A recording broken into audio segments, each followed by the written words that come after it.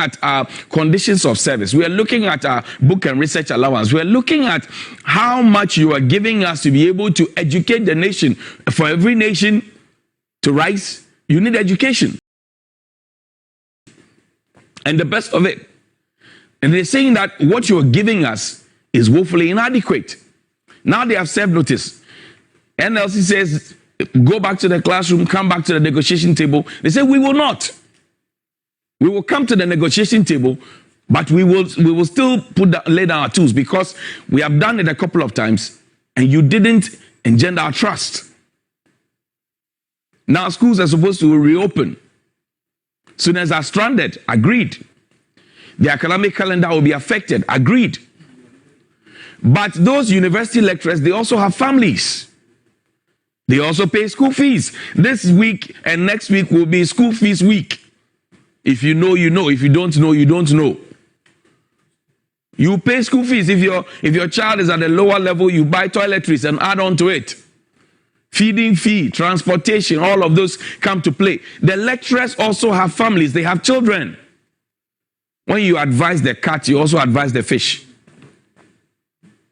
When you advise the cat, you also advise the fish, so that there's harmony. Pay the university teachers their monies. Treat them well. And they have, you see, the point is that they have, colleagues in other countries. They go and do sabbatical.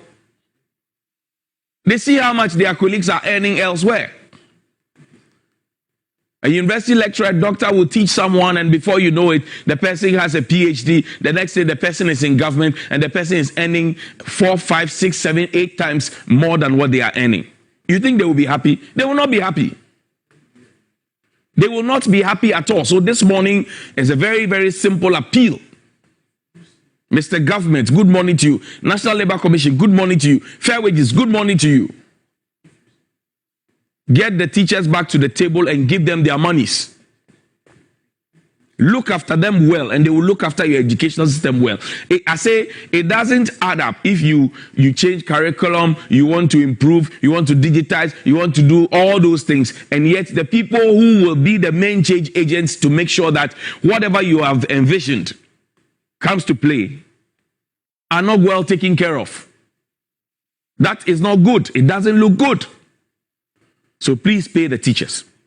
Oliver, play the video of His Royal Majesty Otumfuo Osei Tutu for me. Yesterday, there was a media capacity enhancement program. It will start 1 week for 250 journalists. Fantastic idea.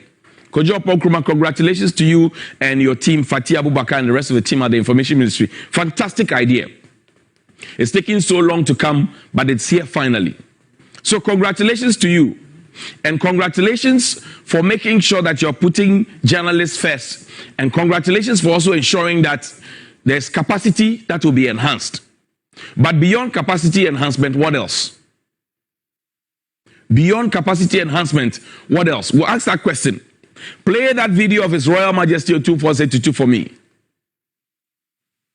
We have just come through a year in which our constitutional order was put through a severe stress. The commencement of work on the 8th Parliament of the 4th Republic had not been in the most edifying tradition. But no one could have expected that the year would conclude with an honorable House degenerated into a brawl with very honorable members putting aside their debating skills in order to exhibit their punching prowess. The stress on our highest institutions of state, on the nation's side, have shown clearly that we cannot afford to be complacent or take anything for granted, both now and the future. Constant introspection is necessary if we are to avoid the unexpected and secure the future for the generations to come. When it comes to matters relating to what is referred to as the Fourth Estate, we tend to treat it with less than the seriousness it deserves. After all, we do not elect them, nor do we have to worry about how much our taxes they need for their upkeep. Nonetheless, the role the media plays is as critical as any of the institutions within the body politic. Every professional journalist knows that, his greatest asset, indeed the greatest asset of the profession, is credibility. Where the momentum of politics may be leading, the peace and stability of our nation must be inviolable. The media will be doing a great service to the nation and indeed to humanity if they can create an environment which encourages consensus building to help lower the causes of tension within the body politic. Thank you very much, Your Royal Majesty, and thank you to the Information Ministry as well. We are enhancing capacity. That's good. That we enhance capacity. But of what impact will capacity enhancement be if we have not properly looked at the ownership of media in this country? Ownership of media in this country. We are enhancing capacity, but the ownership of media. Because if I have capacity, my capacity is enhanced to the most optimal level. And the ownership of the media house that I work with will cave into political pressure. The ownership of the media house that I'm working for is only interested in making profit. The ownership of the media house that I'm working for only has political coloration. Of what impact will capacity enhancement be to me? That's the first one I want us to know. And you see, ownership of media in this country, check the NCA law, check all those ones. It says that the media house holds, or the press holds, the spectrum in trust for the people. It belongs to you, the people. The only thing the media houses own are the cameras and the lights and the microphones and all those other things. But the network is for you. So yes, capacity will be enhanced. But of what impact will that capacity have if the media ownership is not looked at? Check the ownership of media these days. And you're wondering why journalists cannot speak up. Check the ownership of media. Politicians have taken over. Politicians have taken over. Some have more than 3, 4, 5, 6 media houses. They've taken over. So when they wake up, they have a certain political agenda that they are feeding into the minds of the people. You will enhance capacity. That is a good thing. 250 journalists. I salute you. But have we also looked at it? Because it is not just capacity enhancement and to create the impression that, oh, our people don't have capacity and that is why they cannot do. If I have capacity and then the ownership of the media house that I work with is caving into political pressure, the ownership of the media house that I work with has become an appendage of a political party, how do you expect that the capacity will play out? How will the capacity play out? The second thing is about remuneration, pay. I know that most journalists will not say it. Me, I'll say it. Can you? How much are journalists paid in this country? Considering the high-risk job that they do. The president in 2019 was with us at a beautiful dinner telling us about press freedom. We have since dropped so many times on the press freedom index. We have dropped. On the 3rd of May, we were there. We were all eating fine dinner with the president. He was telling us about press freedom and all of that, that he would rather like a noisy media as opposed to a timid and praise-singing media and all of that. Oliver, pull up that the quote from the president from 2019. He was telling us the World Press Freedom Day was celebrated here at Kempinski Gold Coast Hotel. I was there. Just when the president was telling us that a few hours later, a journalist was being beaten at the NPP headquarters. The party didn't say anything about it.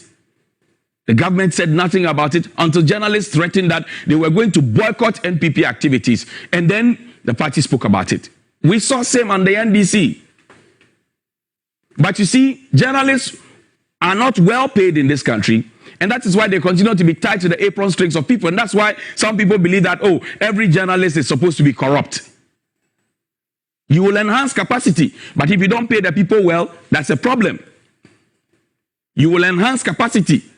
But if you don't pay the people well, there will be a problem. And that problem will stem from the fact that you cannot bite the hand that feeds you.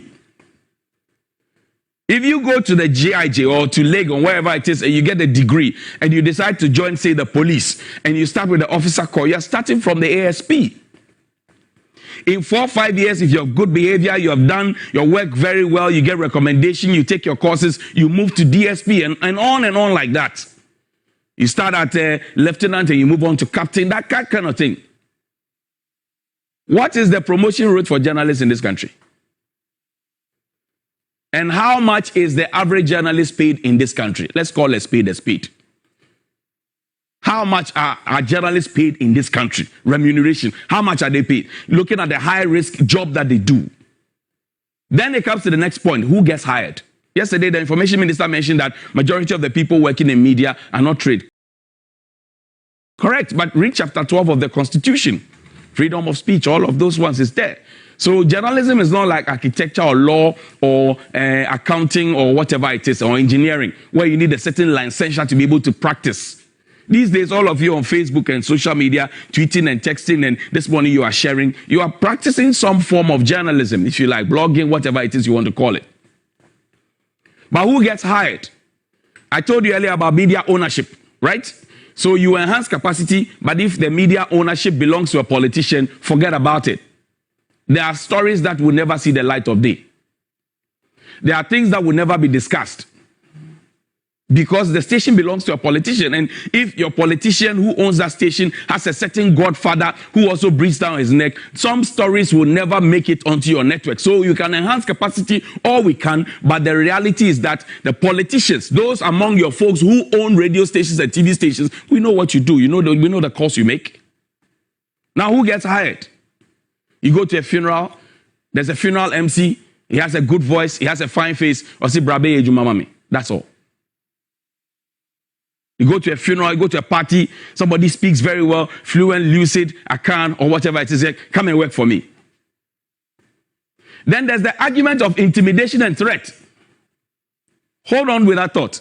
This is the president in 2019. It says, I will say again that I much prefer the noisy, boisterous, sometimes scurrilous media of today to the monotonous, praise-singing, sycophantic one of yesteryear. President Akufo-Addo told those assembled for the Press Freedom Awards. It was at the Kempinski Gold Coast Hotel. Today, we are being asked to sing praises. When you ask questions, they say, why are you not saying anything nice about the government? The president himself said he will prefer all of this than the praise-singing, sycophantic one. They want us, see, the president gave us a charge. Today, they want us to change from the charge that the president gave us. Sometimes when politicians talk, I think they talk and they forget it. So there's intimidation and threat. Pull Ahmed Swale's photo for me. I've told you that there are things that journalists will not talk about in this country. And since I started Johnny's Bite, if I tell you the number of admonitions, people, be careful, blah, blah, blah. I said, so why should I be careful? If what I'm saying is not a lie, if you are not countering what I'm saying with counter facts, why should I be too careful? Why? This is Ahmed Swale. What was his crime? His crime was to expose corruption. Corruption that went all the way to FIFA, to CAF, GFA, everywhere else. He exposed corruption. What happened? His photo was shown like this on television. We all know the story. The police is yet to close the docket on this matter. He remains dead. Now, if anybody at the GIJ or AUCC or whichever institution that trains journalists is interested in investigative journalism like Anas Aremeya, Taga IPR, and this gentleman, bless his soul, Ahmed Swale, whose blood is still on some people's hands. If they have the intention of becoming, put his picture up there, becoming, investigative journalists, you think that they will not be afraid? That's where the intimidation and the threat start from. The calls sometimes journalists get for trying to publish a certain story, the calls, the text messages, the insults on social media, the attacks, the vituperations, all of those ones. So we can enhance capacity, but let's address the intimidation and threat. Now, there's also a struggling business model. Those who have decided that we are going to do journalism, whether print, online, radio, TV, whatever it is, there's a struggling business model, the financial and logistical constraints that they have. I'll give you a classic example. When COVID-19 started, Media General here, we took it upon ourselves to record, advocacy and campaign messages to tell people, wash your hands, we want to bring about 8 doctors or so to come and record that. I recorded with Bella, all of us, Anita, we recorded as we're playing that. We even did some graphics as well and 3D and all of that. And we're playing all those ones for free on our airtime. Of course, it is our responsibility as media also to support. But I'm saying that since we started this MBSSI loan and we said we're giving them, now we have changed it to Ghana Enterprise Agency or whatever it is. And we decided that we're giving out support to industries. Are we giving support to the media? But we are the first to say, be the one to trumpet what government is doing. The media doesn't buy electricity. Doesn't the media buy light? Don't we buy water? Don't we hire people? Don't we buy fuel? Don't we buy cars? Don't we pay people? Doesn't the media eat? So yes, you want the media to play the role of the fourth estate of the realm, but also remember that the media is also business for some people. And that is where the fine line must be struck. It is also business for some people. There's a struggling business model. And I've told you that it depends on who owns the media house. Certain stories will not make it. And there are stories that are published that are pulled down. And we know those people who make those calls. So when you say we should enhance capacity, we agree. I salute you for that. 250 journalists. But enhancing capacity alone is not enough. After capacity enhancement, what next? I've given you 6 issues now. Now, there's also the covert influence. A covert influence. Calls are made, messages are sent, meetings are arranged, then trust is undermined. Because if you can't leave me to do, you want me to leave you to do your job, to govern. But you don't want to leave me to do my job. You want me to leave you to do your job as a state agency, but you don't want to leave me to do my job. You are undermining my trust. And I've told you that my responsibility and my allegiance is not to you. My allegiance is to the people of Ghana, to the voiceless.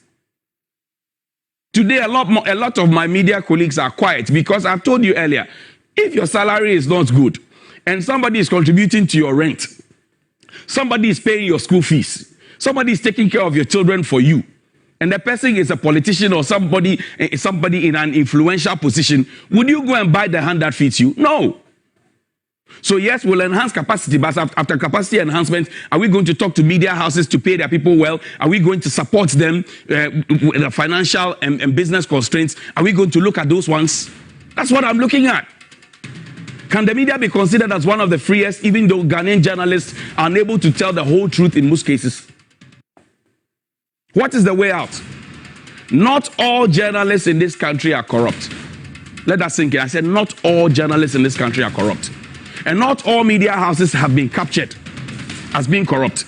The likes of the Kweku Bakos who didn't go to mainline journalism school, but practice on the job and have become an example for many to look at. We can also start with these 250 that we want to enhance in terms of capacity.